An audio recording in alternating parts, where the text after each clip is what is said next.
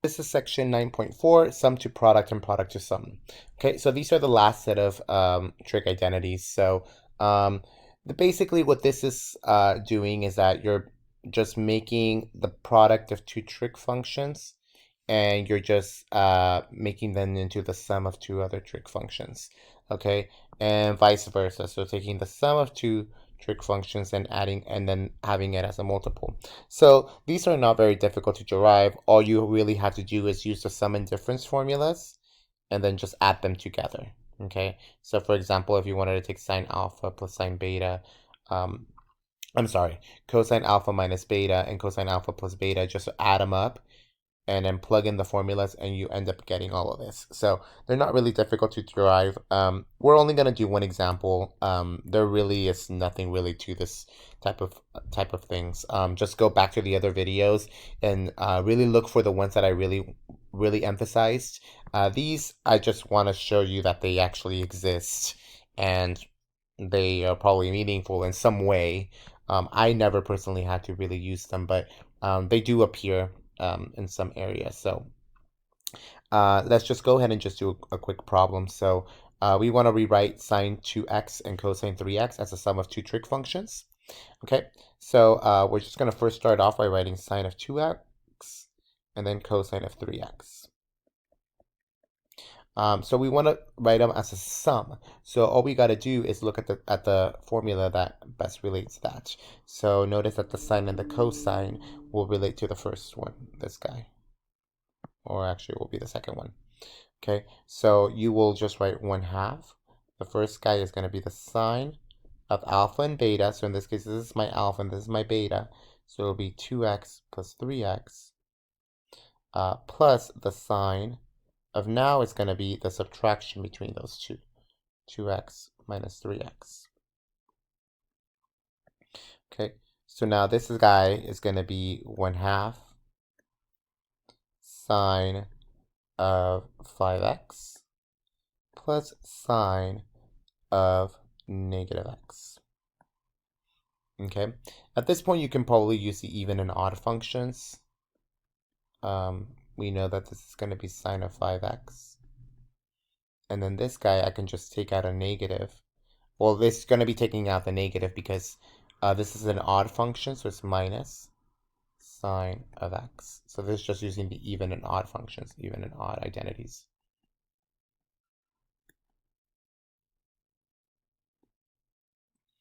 So now that I'm actually kind of looking at it, I can kind of see where some of the applications see, and it's also in calculus.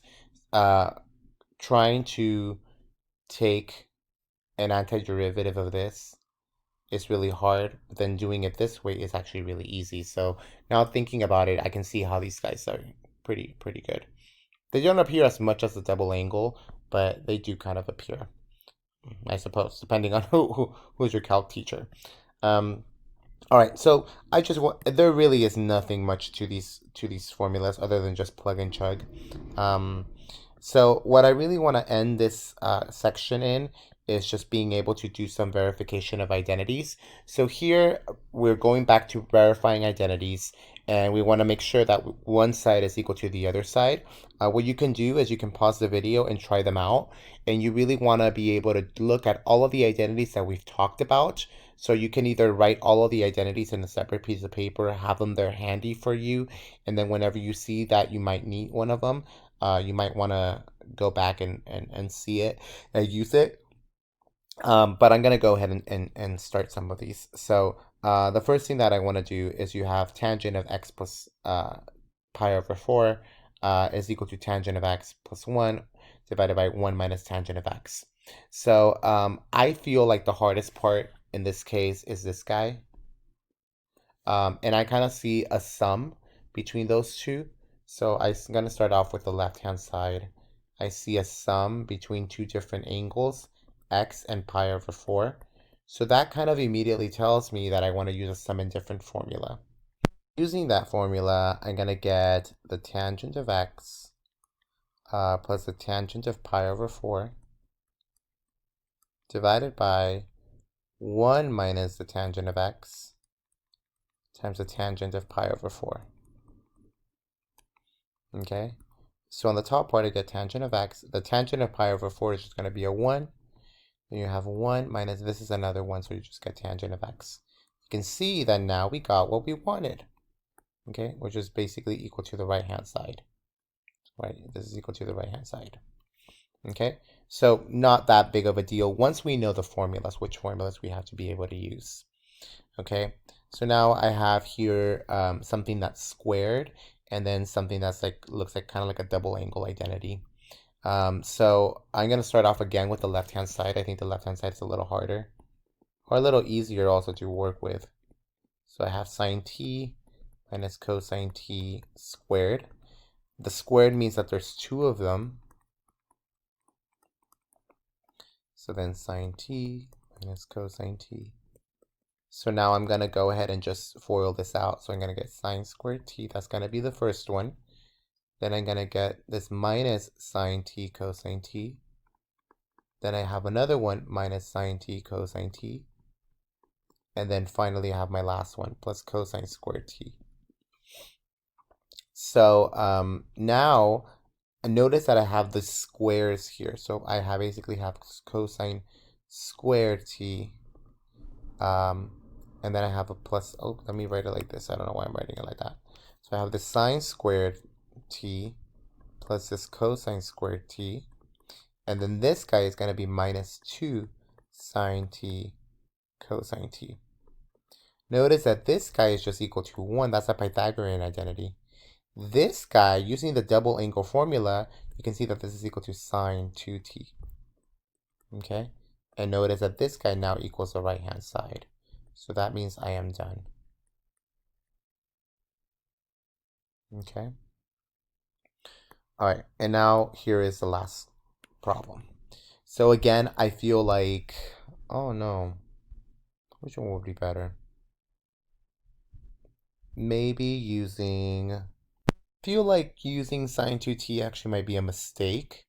Because if I use sine 2t, sorry, sine 2x, I'm just going to get this guy.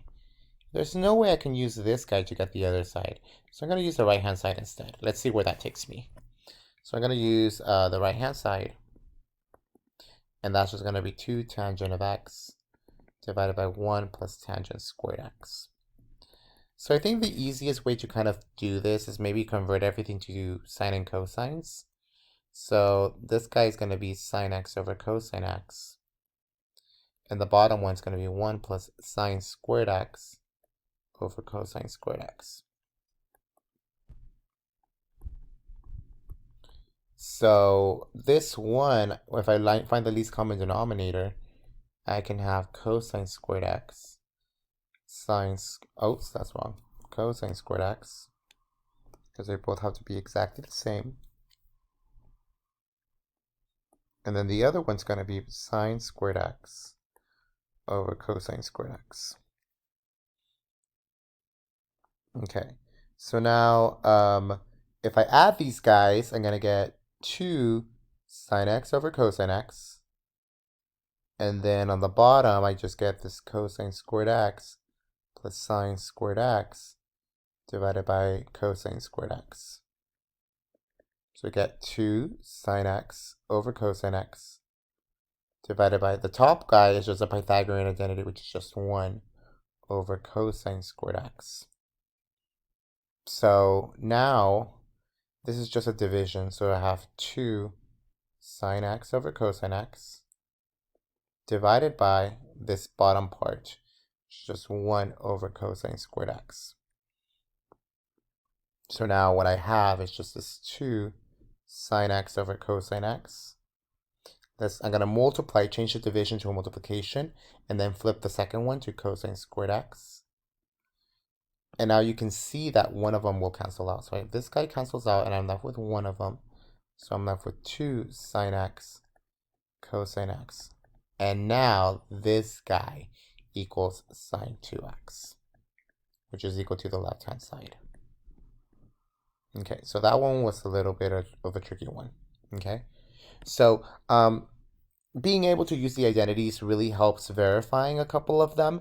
So there it is. That's all of the verification of identities. And all the identities, What we will do in the last section is basically solving tricky equations, being able to solve for the values of x's, and then using a lot of tools from algebra and also from the section to help us solve them.